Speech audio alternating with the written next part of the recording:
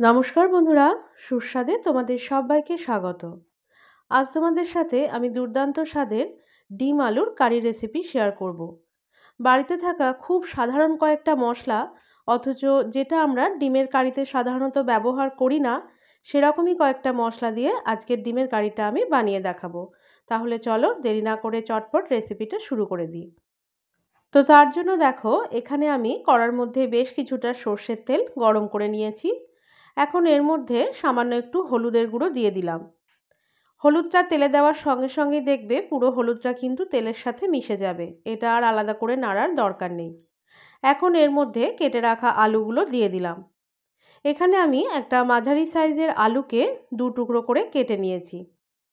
আলুটা দেওয়ার পর এটা প্রথম পর্যায়ে মিনিট দুয়েক মতো আমি হাই ফ্লেমে নাড়াচাড়া করে নেব। মিনিট দুয়েক পর এর মধ্যে দিয়ে দিচ্ছি আলুর জন্য যতটা পরিমাণ নুন লাগবে সেই পরিমাণ নুনটা। এই নুনটা দিলে দেখবে আলুটা কিন্তু ভাজতে ভাজতেই বেশ কিছুটা সেদ্ধ হয়ে যাবে।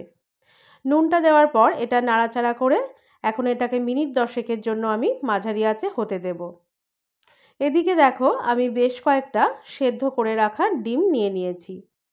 এখন এই ডিমগুলো নিয়ে ডিমটার গায়ে আমি যেভাবে দেখাচ্ছি ঠিক এভাবে একটা ছুরির সাহায্যে বেশ কয়েকটা দাগ করে নিতে হবে। এভাবে অল্প করে চিড়ে নিলে দেখবে ডিমগুলোর মধ্যে মশলা কিন্তু খুব অনায়াসেই ঢুকে যাবে।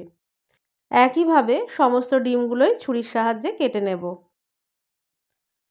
সমস্ত ডিমগুলো কাটা হয়ে গেলে এখন এগুলোর মধ্যে আমি কিছু মশলা দিয়ে দিচ্ছি। তার মধ্যে দিয়ে দিলাম হলুদের গুঁড়ো, সামান্য একটু নুন, আর দিয়ে দিচ্ছি কাশ্মীরি লঙ্কা গুঁড়ো।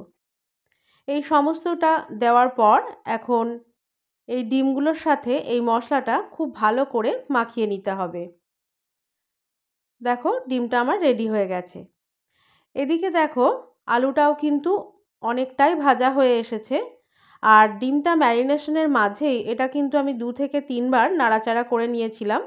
ঢাকাটা খুলে আবারও একবার নাড়াচাড়া করে নিলাম। এখন দেখো, একটা ছুরির সাহায্যে এভাবে আলুর মধ্যে গেঁথে দেখে নিচ্ছি যে আলুটা মোটামুটি 50% মতো সেদ্ধ হয়েছে কিনা। আলুটা দেখবে এভাবে ভাজলে খুব অনায়াসেই তোমাদের কিন্তু আলুর 50% এখানেই সেদ্ধ হয়ে যাবে। আলুটা ভাজা হয়ে গেছে, এখন এগুলো আমি তুলে নিলাম। এবার ওই তেলের মধ্যেই ম্যারিনেট করে রাখা ডিমটা দিয়ে দিলাম। ডিমটা দেওয়ার পর এটা উল্টে পাল্টে নিয়ে বাদামি রং ধরা পর্যন্ত ভেজে নিতে হবে।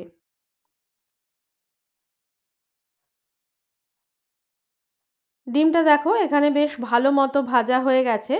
এখন এই ডিমগুলোও আমি তুলে নিলাম। এখন ওই তেলের মধ্যে দিয়ে দিচ্ছি গোটা জিরে, তেজপাতা, দিয়ে দিচ্ছি গোটা গরম মশলা অর্থাৎ এলাচ, লবঙ্গ, দারচিনি আর দুটো শুকনো লঙ্কা। এই ফোড়নটা দিয়ে 10 থেকে 15 সেকেন্ড মতো এটা নাড়াচাড়া করে নিতে হবে। এবার এর মধ্যে দিয়ে দিলাম পেঁয়াজ কুচি। পেঁয়াজ কুচিটা দিয়ে এটার বাদামি রং ধরা পর্যন্ত ভেজে নেব। আর পেঁয়াজটা তোমরা দেখে নিশ্চয়ই বুঝতেই পারছো বন্ধুরা, পেঁয়াজটা খুব মিহি করে কুচি করে নিতে হবে। এবার এর মধ্যে দিয়ে দিচ্ছি গ্রেট করে রাখা আদা আর গ্রেট করে রাখা রসুন। এই দুটো উপকরণ দিয়ে এটার কাঁচা গন্ধটা চলে যাওয়া পর্যন্ত নাড়াচাড়া করে নিতে হবে।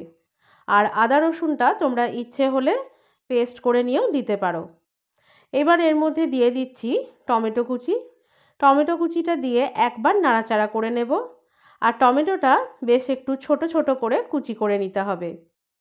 এবার এর মধ্যে খুব সামান্য পরিমাণ একটু নুন দিয়ে দেব আর দিয়ে দিচ্ছি খুব সামান্য একটু জল। এভাবে সামান্য নুন আর জল দিলে দেখবে টমেটোটা খুব অল্প সময়ের মধ্যেই গলে যাচ্ছে। এখন এই সমস্তটা ভালো করে একবার নেড়ে নিলাম। তারপর এটাকে আমি ঢাকা দিয়ে দেব। ঢাকা দিয়ে এটা মোটামুটি 2 থেকে 3 মিনিট মতো মাঝারি আঁচে হতে দেব। 2-3 মিনিট পর ঢাকাটা খুলে নিয়েছি। এখন এটা আবারও একবার ভালো করে নাড়াচাড়া করে নিচ্ছি। আর নাড়তে নাড়তেই খুন্তির সাহায্যে টমেটোগুলো হালকা করে একটু চেপে দিলেই দেখবে অনায়াসেই টমেটোগুলো গলে যাচ্ছে। এভাবে নাড়াচাড়া করা হয়ে গেলে এখন এর মধ্যে ভেজে রাখা আলুগুলো দিয়ে দিলাম। আলুটা দেওয়ার পর এটাও 2 থেকে 3 মিনিট মতো আমি মাঝারি আঁচে নাড়াচাড়া করে নেব।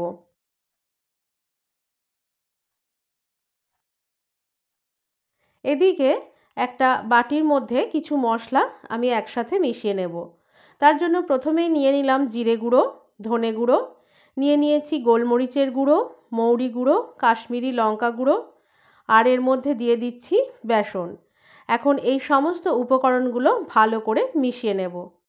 তো তোমরা দেখতেই পেলে বন্ধুরা, আমরা সাধারণত কিন্তু মৌরি, বেসন আর গোলমরিচ এগুলো ডিমের কারিতে ব্যবহার করি না। এগুলোর জন্যই কিন্তু ডিমের কারির স্বাদটা এত বেশি ভালো হবে। তো সমস্ত শুকনো মশলাগুলো এখন এই কড়ার মধ্যে দিয়ে দিলাম। তারপর এটা 2 থেকে 3 মিনিট মতো আবারও আমি কষে নেব। আর এটা কিন্তু লো ফ্লেমে কষে নেব, যেহেতু এর মধ্যে বেসনটা দেওয়া আছে তাই এটা কিন্তু কড়ার নিচে লেগে যেতে পারে। তো সমস্ত মশলাটা এরকম তেলটা ছেড়ে আসা পর্যন্ত নাড়াচাড়া করে নিতে হবে। মশলাটা কষানো হয়ে গেছে, এখন এর মধ্যে আমি জল দিয়ে দিলাম। জলটা দিয়ে সমস্তটা ভালো করে একবার মিশিয়ে নেব।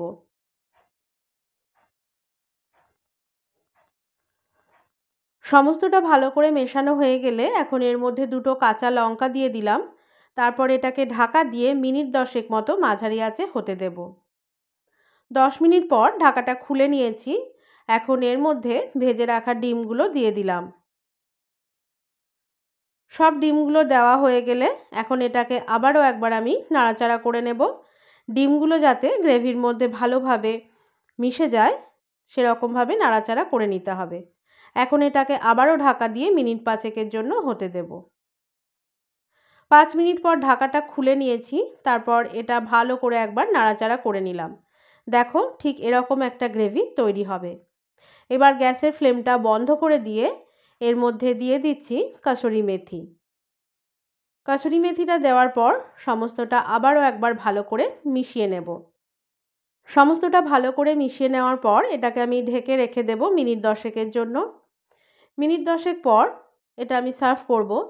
তো বন্ধুরা, তোমরা দেখতেই পেলে কত সহজে ঘরোয়া সামান্য কয়েকটা উপকরণ দিয়ে এই ডিম আলুর কারিটা রেডি হয়ে গেল। আর এটা খেতেও কিন্তু একদম অন্য রকমের হয়। যে কোনো রকমের রুটি, পরোটা, ফ্রাইড রাইস বা পোলাওয়ের সাথে এটা সার্ভ করতে পারো। আর আমার রেসিপি ভালো লেগে থাকলে লাইক, শেয়ার, কমেন্ট করার সাথে সাথে চ্যানেলটিকে সাবস্ক্রাইব করে বেল আইকনটি ক্লিক করারও অনুরোধ জানালাম।